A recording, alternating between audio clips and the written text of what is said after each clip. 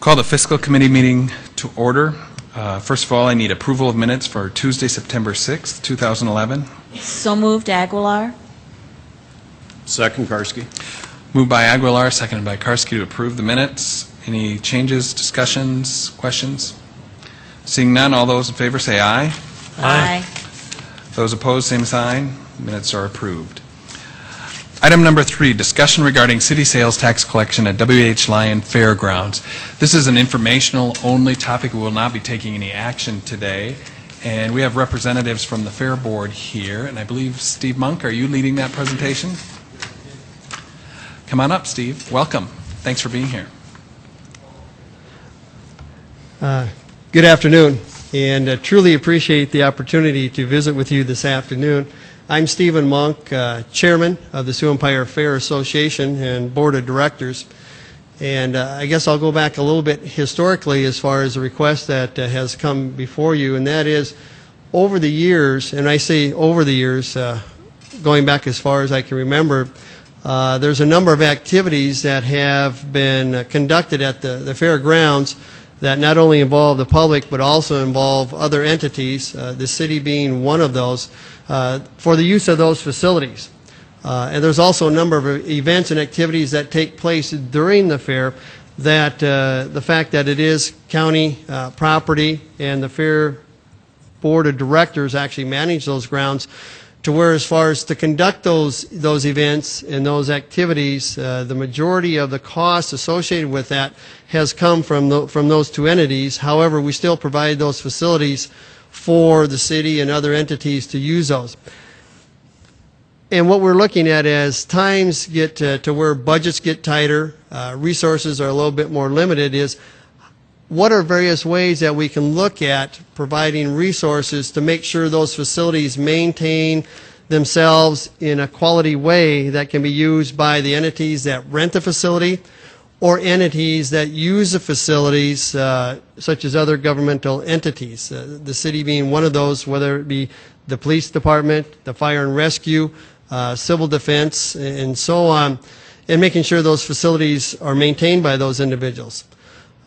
Also, we're looking at entities that do use those facilities that really contribute to the wealth and growth of the city per se, as far as revenue being generated by sales tax or items that they buy while they're here that helps the city out. But we see very little of that being able to come back to the fairgrounds and proper to help towards the capital improvement of those facilities.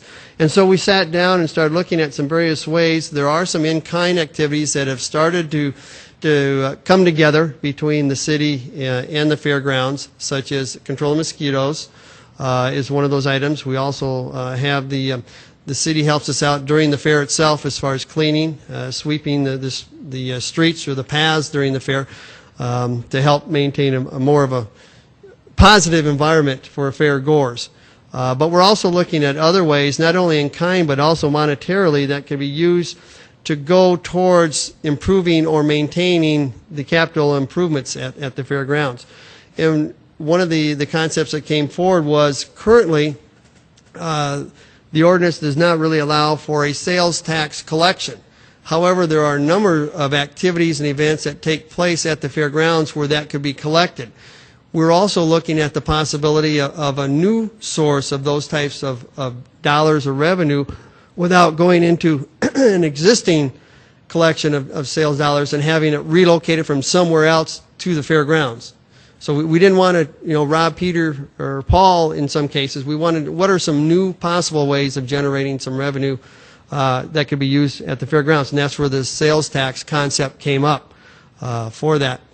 There are some benefits to that. One would be as far as if we are allowed to collect sales tax through negotiations between the city and the county, where that could be levied against some bonds, so we could actually bring in some larger dollar amounts for capital improvements than just a flat-out payment, which has been suggested as well, perhaps coming from the city.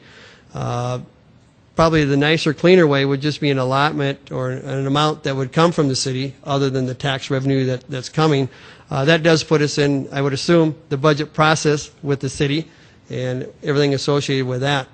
Our intentions, however, regardless of where the source would come from, as far as from a board of directors, and I feel comfortable in sharing this, is that those dollars would go towards capital improvements of the grounds, not going into operation of the general fund per se. It would be more facilities and capital improvements of the grounds themselves at the fairgrounds. So that's kind of the historical perspective. And the main thing and main reason where we're really here is not only with what I shared with you, but also to just start the dialogue, to look at all possibilities, all angles, all venues, to see how we could build a stronger relationship between the city and the county dealing with the fairgrounds itself.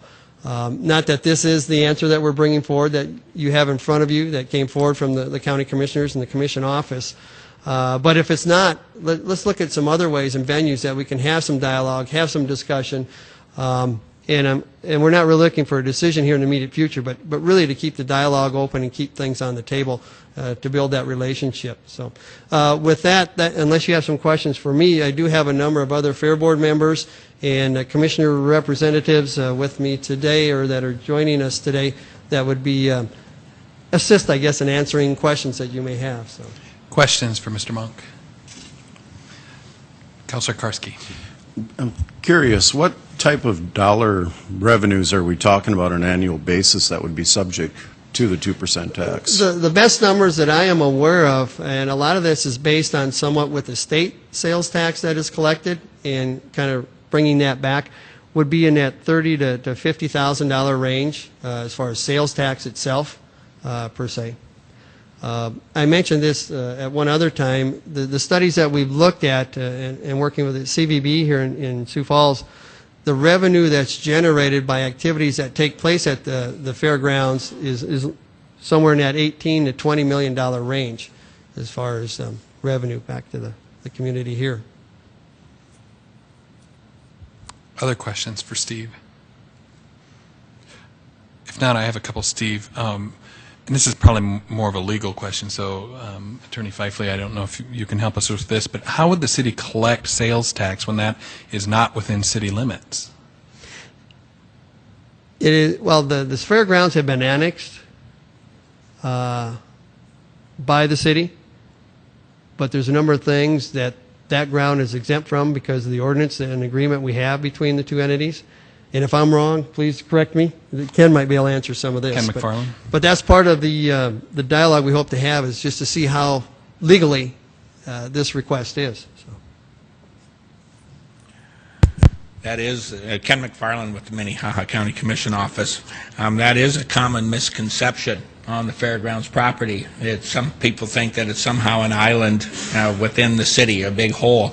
And the property has actually been annexed into the city of Sioux Falls. That was done in the early to mid-'70s, I believe. What causes the city sales tax not to be collected is when the property was annexed, there was some concern amongst the heirs of the property about the county losing control of the property, and that if it was subject to a number of city things, that perhaps that some way would violate the terms of the will that were out there and perhaps trigger a reversion. So when that happened, when that property was annexed, the city had agreed, in order to make sure that that didn't happen, is they adopted an ordinance that just simply said that no city ordinance is applicable on those fairground properties, and that's been eroded somewhat, and that, the county has agreed to allow and come up to city building codes, by your city ordinance, for the facilities out there. But that's the history behind it, and that's how the ordinance came to be. So the property is actually in the city limits, but it is currently exempt from city ordinances by your own ordinance. Wow, because that's completely different. When we were talking about the cage fighting, the reason they were able to do them out there was, we were told, because it was not in city limits. No, it is in city limits, but again, you have an ordinance on the books that says that city ordinances do not apply out on the fairground property. A question on the building codes. So yes. All of the buildings out there currently meet city building We just codes? recently went through an inspection by your fire department, and they had listed some code issues that they were concerned with, and they gave us a listing of those codes, and that the Fair Board and the county went through and corrected those as per that inspection. When was that? That was, I want to say, a little over a year ago, is what I remember. Okay. One more question, maybe the commissioners want to address this.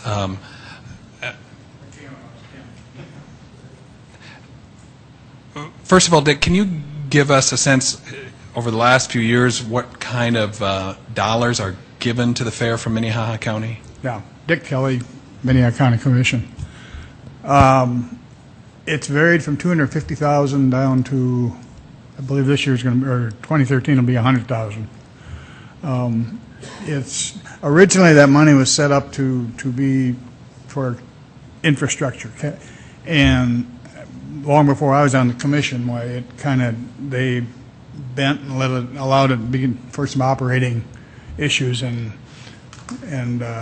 that's kind of what's been happening. It's been part of their budget over the years. I guess they could address it better than I, but they're at, with our financial problems, why it's become more and more of an issue. I would like to address why this is with you today. There was some dialogue with some commissioners and the mayor and some of the council members, I think, of just talking about this. And basically we were given the message that there was very little, if any, interest in doing it. And so then Sue agreed, if we bring them in, or bring you in a proposed ordinance change, then they would assign it to the committee and look it up, or take it up. And so we did that. And the vote at the county commission, which was not, there wasn't a lot of discussion on it, was simply, do we bring them this ordinance? We had an ordinance drawn up by Gordy, and it's just a proposed. My hope is just to get it out there. If we don't take action for 6 months, I don't think it's a big deal. This is not a deal that's got to be done tomorrow, as so many of these things come in and do. But I'd like to have it on the table so that we can talk about it. There's some legal issues that have got to be researched, and the reversion clause in there is always a big factor hanging over our heads.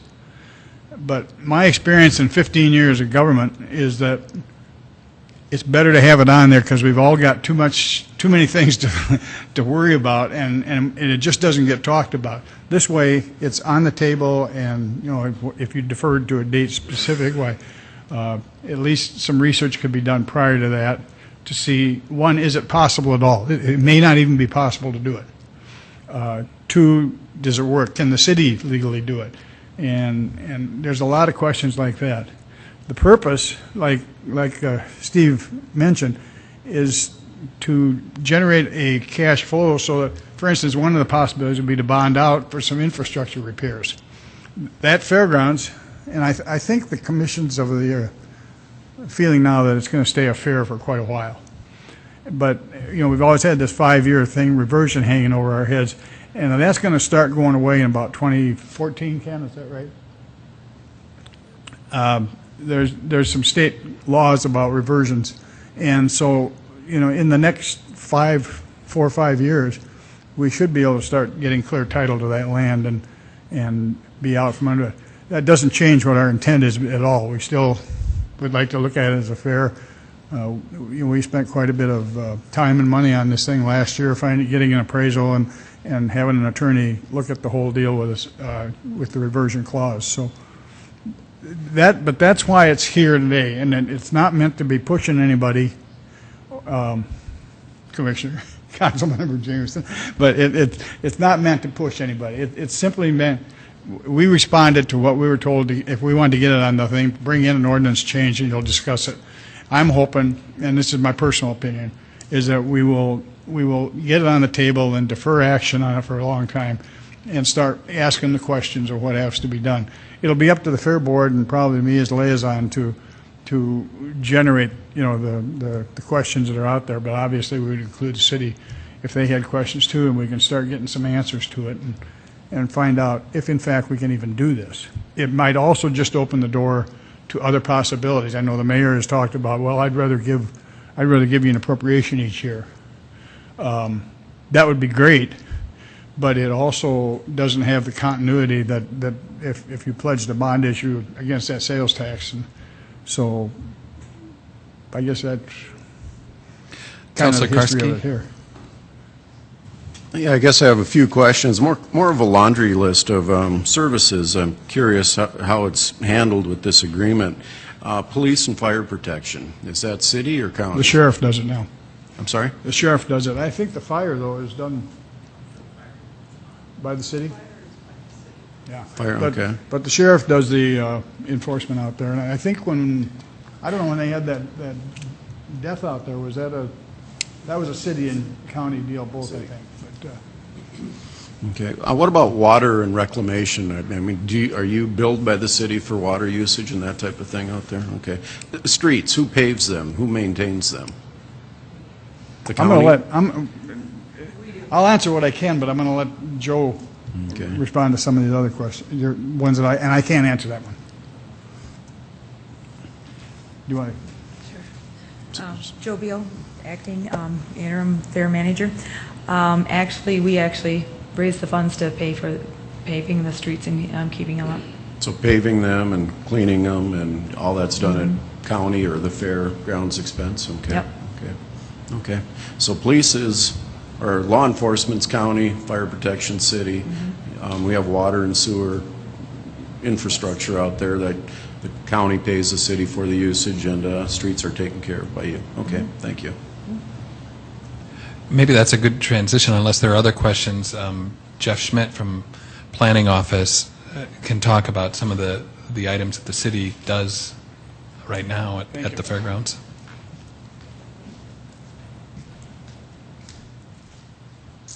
Thank you. I'm Jeff Schmidt with the City of Sioux Falls Planning Office. In May, I was asked to be the liaison from the city to the Fair Board. We've been working, as the board and myself, to cooperatively make that list of all the different items that the county gives to us right now and that the city reciprocates and gives back to the Fair Board. So in August, there was a memo drafted, and we went a memo format and just said, here's kind of the list. Since that time, we've tried to proceed a little bit further. We've drafted, the city has drafted an agreement and submitted it to the fair leadership and stated, here's project number one. It includes street sweeping, and it will be held at this time frame, and trying to get more specifics and efficiently address those issues. That's really how the fair is trying to manage everything out there right now. Is historically, we were good neighbors and everybody would pay on time, but that doesn't happen anymore, so they'd like everything to be in an agreement written format.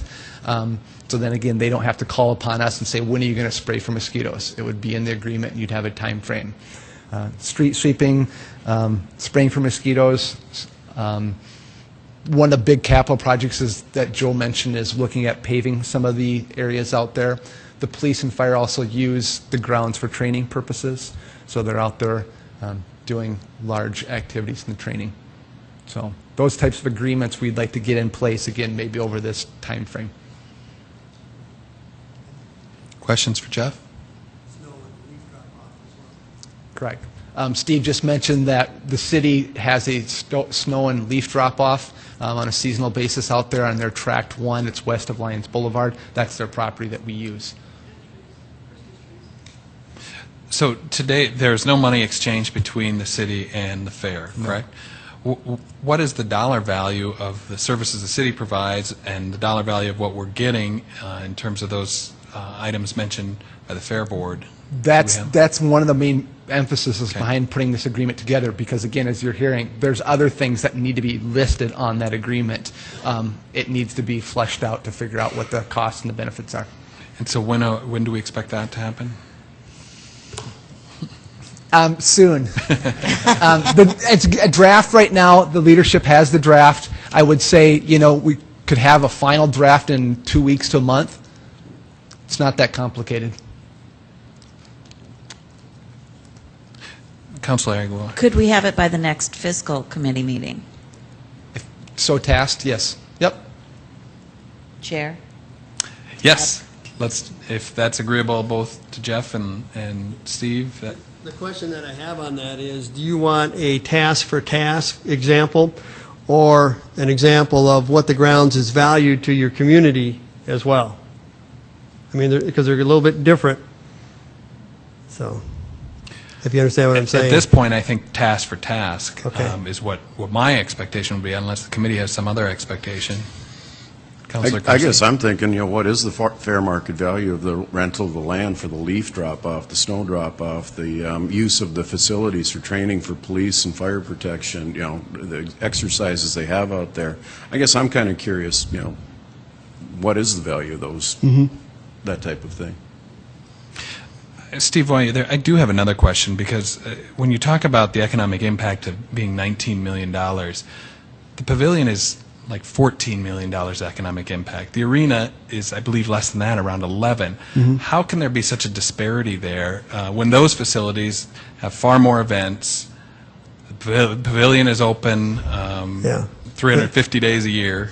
What you'll find is that individuals going to those events and those facilities typically don't require or buy a new stock trailer or pickup or what those fuel that those vehicles need.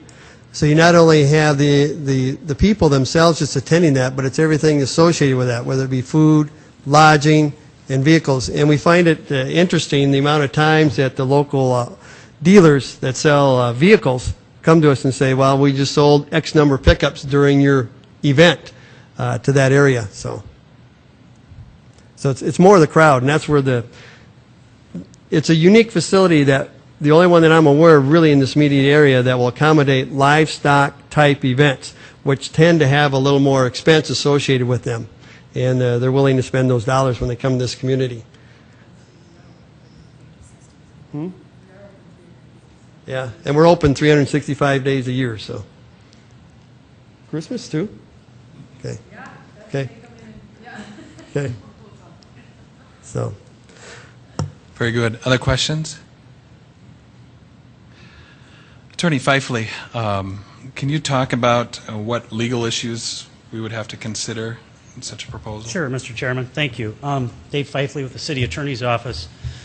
I had an opportunity recently to look at the legal documents regarding a deed that was given by Winona Axtell Lyon back in 1938 that deeded this property to Minnehaha County. And briefly, it was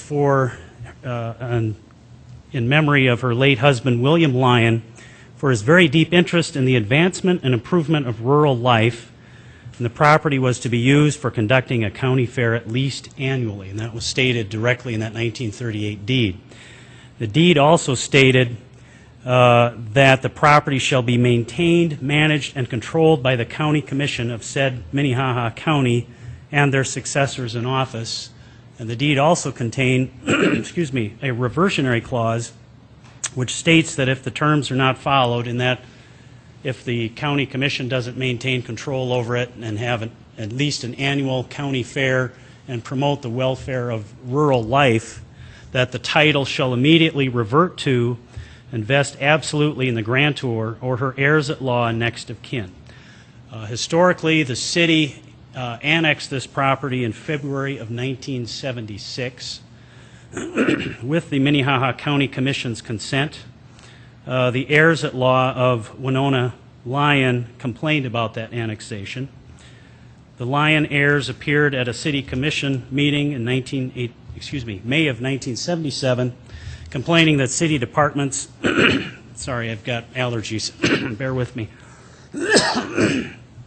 were enforcing ordinances against the Sioux Empire Fair and the fairgrounds, which would make it impossible for a fair to be conducted. Among the things that the heirs argued were that several of our different chapters of ordinances were being imposed out there because of the annexation. You've heard fire, police, sales taxation was mentioned in particular by the heirs. And the heirs commenced a lawsuit in 1977 requesting that the court grant a judgment giving the heirs immediate possession of the property, and that was again because of that reversionary interest. the parties entered a stipulation that said that the two important things were, one, the city of Sioux Falls would execute a quitclaim deed which would, in essence, undo the annexation. It would give any of the property that was so annexed back to the sole control of Minnehaha County. And the other issue was that the city would pass a specific ordinance that the fairgrounds were exempt from the ordinances of the city. And that was again back in about 1977. The court not only recognized that stipulation among the parties, and that would be the heirs, Minnehaha County, and the city of Sioux Falls, but it also entered a judgment based on that stipulation. As a result of that stipulation, the city commission passed ordinances that allowed the mayor to quitclaim deed, Mayor Noby to Rick Noby to quitclaim deed that back to Minnehaha County, and you also passed that ordinance that we've talked about today where none of our ordinances are going to apply out at the fairground. So that kind of gives you the legal and historical landscape we're talking about. Now, under state law, in order to have the city sales tax, and that's the additional 2% tax above the state's 4% tax, state statute specifically says that you can only implement that by an ordinance of the governing body of the municipality. When we have the stipulation in place where we have agreed and the court has so ordered it and with a judgment said that our ordinances are not going to apply out there, I would strongly state that it would not be a good idea legally, for lack of a better way to put it, to try and impose any type of city sales tax out there, because the only way to do it is through an ordinance that we've already agreed and stipulated to, and the court has entered a judgment saying we're not going to ever impose our ordinances out there. This is not to throw a wet blanket on other types of funding that you may see fit. Certainly a fair in terms of what it brings to the community could be a public purpose and be certainly something worth your consideration for public expenditure, but in terms of collecting city sales tax, I would recommend against it because of the reasons I've stated. So if you have any questions, I'd be happy to answer them. Councilor Aguilar. Do we know why it was annexed in the first place? I didn't catch that history back in our file, Councilor Aguilar. I don't know. I'm trying to remember. I was born and raised here. I wasn't paying that much of attention back in those days, but in my 42 years, I can't remember why we would have annexed it in particular. Other questions? If not, thank you. Thank you. Are there others that would like to present to the council? Commissioner Kelly?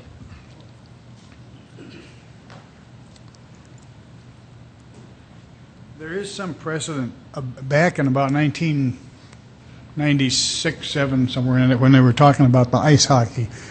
Ken Giegling was the fair manager at the time, I believe.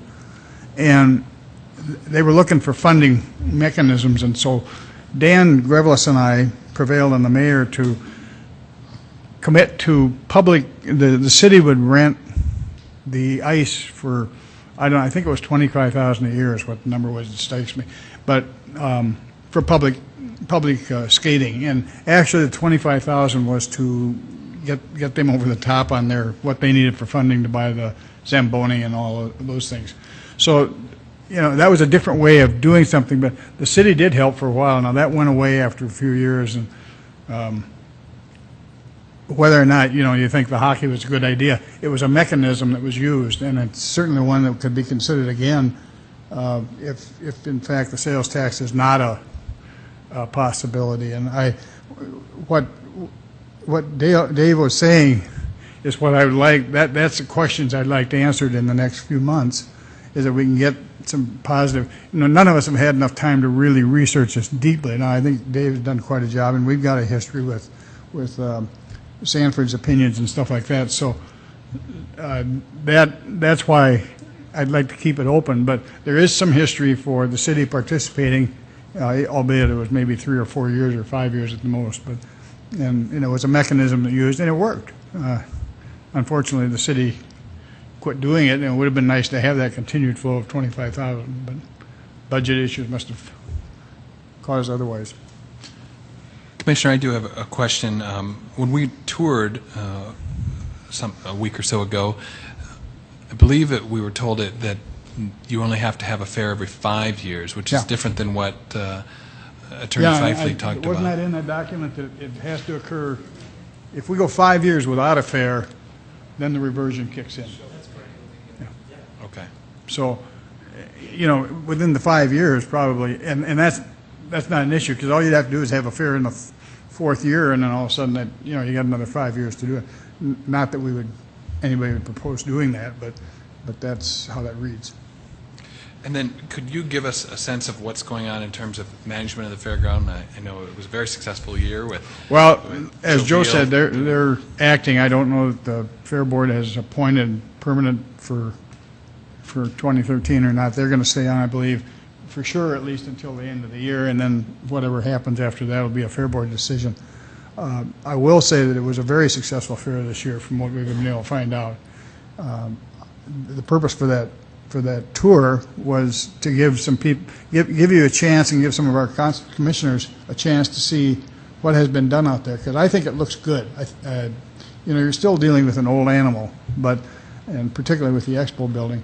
But the buildings are painted, the roofs have been fixed, the grounds have been fixed up, and it does show the potential of that thing. It's an ag-oriented deal, and there's no question about that. But it still has to look nice, and I think Scott and Joe have made a big effort they've used a lot of volunteers, they've used a lot of begging for sponsorships and stuff like that, and it helped get them through. Now, we had a good year with weather, and it's nice to be able to kick it off without all the problems, because you're going to have a bad weather year once in a while, but it's like a farm. You go with whatever happens. Very good. Any other questions? Councilor Jameson. Any idea of just how much money the county has made, or, in essence, spent on the fair over its life? I know you guys contribute money to it every year, but And the subsidy we've been given? Yeah, but netted out, what has the county received back? A lot of this goes back, Ken will have to address it, Okay. because there was a significant amount of money put into the infrastructure a few years ago. One of the things that our former auditor had started was a list of the contributions that the county has made to the fair through the years, and it's several $1 million through the course of the years. The single largest expenditure was when the county invested, I believe it was $3.2 million when we did the infrastructure upgrades, when we went in, updated the electrical, we updated the water, and that parking lot that's used by, I think, every car dealership in this city, and that was done at that same time when they put in the parking lot. So it's several $1 million, both in infrastructure, direct infrastructure improvements. Not only that parking lot, but we put in several $100,000 to do upgrades in the Expo building itself, with on that north end, some re-insulating on that north end, the new lights in there. And it's not to mention the $400,000 investment that the county made for the ice when it went in originally. So several million, and we'd be happy to provide that spreadsheet to you to show those exact dollar amounts through the years. Go ahead. I think that would be helpful for us, just to kind of get a perception of just how much money is coming in and out of there. And I think you were asking how much money does the county get back from the fair, for operations. I don't think I'm going out in line when I say none. I mean, direct money back. Direct money back. Correct. But direct money back from fair operations, we don't. I mean, we do get paid for the use of inmate labor and that for out there. But as far as stuff coming back to the county, from the events and things like that, we don't. So just help me understand. I might be a little asleep at the wheel here, but why do you put on the fair then? Because we own the land, and we got it from, it was a community asset that was donated by the Winona Axtell Estate for the benefit of this community, and the county takes that seriously, and it's a valuable piece of property that, through the years, has, I think, served this community well with the fair and the other events that take place out on the property. It truly is a niche in this community that can't be filled in other venues within the community, and that a lot of the things that go on at the fair and on the fairgrounds at the Expo building don't necessarily fit in things like the convention center or some of the other venues in town. It does occupy a very unique niche in the community and serves an important function, particularly for those agricultural events that happen. So I just got to make sure I got it right. It's a lot like a free puppy. And it's a wonderful idea, but in the end, it's going to wind up costing you money, and it serves a purpose. But as a revenue source, it's not. I think, like I said, as a community asset, it serves a huge purpose, and it has done so through the years, in the past, and, it's the county's intent, and I'm not overreaching here, but it's the county's intent that remain a community asset, and the main reason that you have these folks here and the county commission here is to maximize the value of that asset and to make sure it does serve a useful life in the years to come. If you're ready for comments, Sure. Mr. Chair, I would add that I sure like the idea of the approach of the city renting their land, whether it's for leaf drop-off, tree drop-off, training for the fire department, police department, and maybe even a host of other things that we could come up with that the city needs and could utilize that property for. The aspect of on a reliable source for bonding, I think, is completely out of the question. I mean, I think they would have to have it under their own authority to be taxing in order to bond against it. I just don't see that happening. But I like the idea of the city supporting this, supporting their efforts, as long as it serves a purpose for the city. And those rental fees, I think, could do that. The storage of the snow, however, and there's probably a whole list that we could come up with to become a bigger, better partner with the fairgrounds and the county. But yeah, imposing the new sales tax, is, from what I can understand, is a problem. And then remitting it back to them in a quantified manner doesn't work for me. So that's my perspective. Other comments or questions? Are there others that wanted to present? Councilor Aguilar, you would raise your hand. Do you want to go first, or do you want to? Okay. Commissioner Barth, come on up.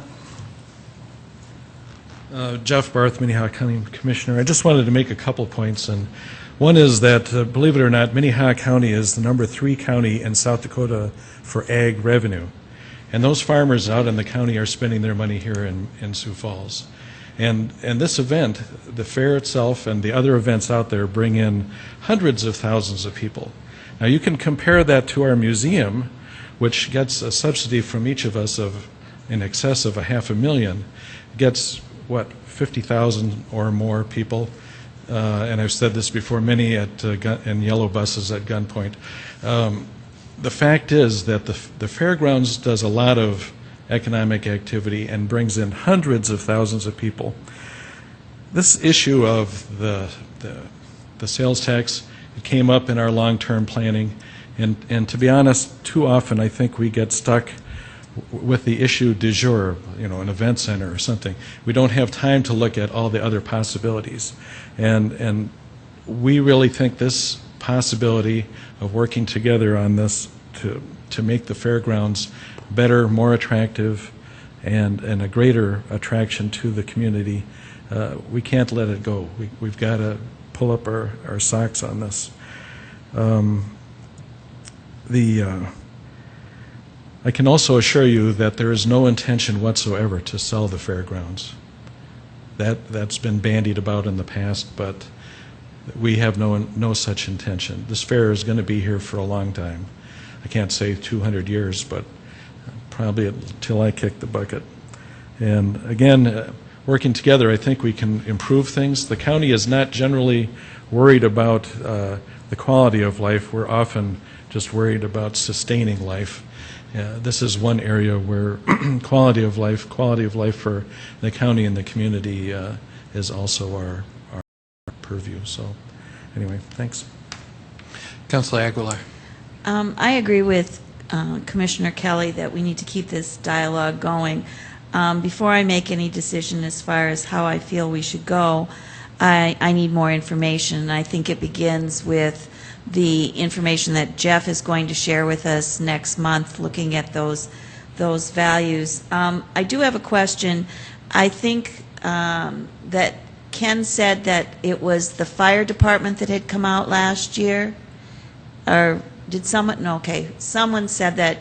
But don't we have other code enforcers that would need to look at the buildings themselves and whatever? Is fire the only one that has been out there? As far as I'm aware, they're the only ones that have been out there, and that we got the list, and the commission looked at more of a public safety issue, and that we agreed to make those improvements, but it was just the fire. Okay. It would be interesting to know what other, departments, if there would be any further code, would that be necessary or not? Okay. So I'm all for keeping the dialogue going.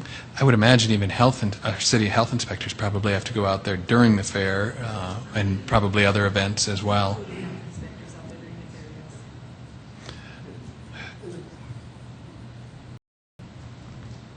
The fire, or the inspection that came out, we invited them to come out, even though we don't fall quite under the ordinances. We invited individuals to come out, do a walkthrough, and leave a list of things that they felt needed to be addressed, and that's really what generated that list that was addressed. So, yeah, we're not a hands-off. We want to make sure that what we have is safe and kosher as we possibly can at the fairgrounds. So, not Councilor to Jamison. endanger public safety. So.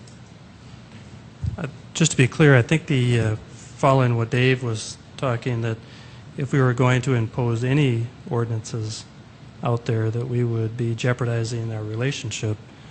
Are you just wanting to know what they are? Just wanting to know, just for right. information. It's not looking Okay. at enforcement or anything like that, but just knowing, if you're going to look at how we can help, having the full picture, I think would be beneficial.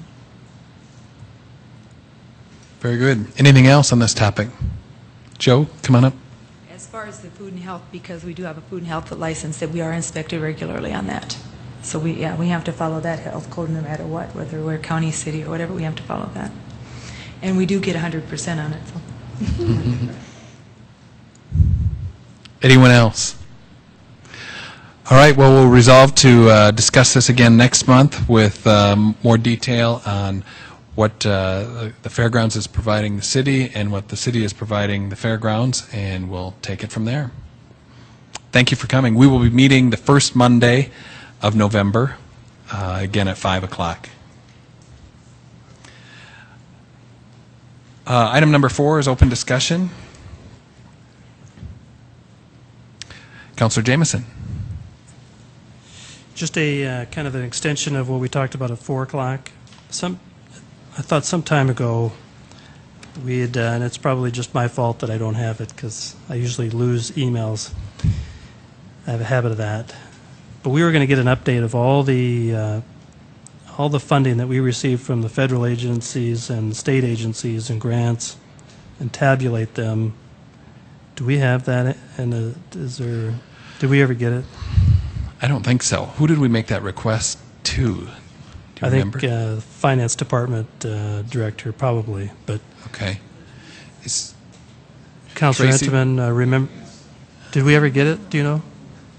Okay, so it's not just me, but I think it'd be a good discussion for us to have, given some of the things that are happening in our nation, really, and how they're going to affect our transit system, being paid back for those levies, Lewis and Clark. We really probably just need to know what our exposure is, really, so to speak. Tracy, are you back there? Can you approach, please? I believe our annual budget, we can figure out exactly what federal dollars are flowing in, correct? Yes, they are identified in the budget document in terms of the federal and state funding for that matter.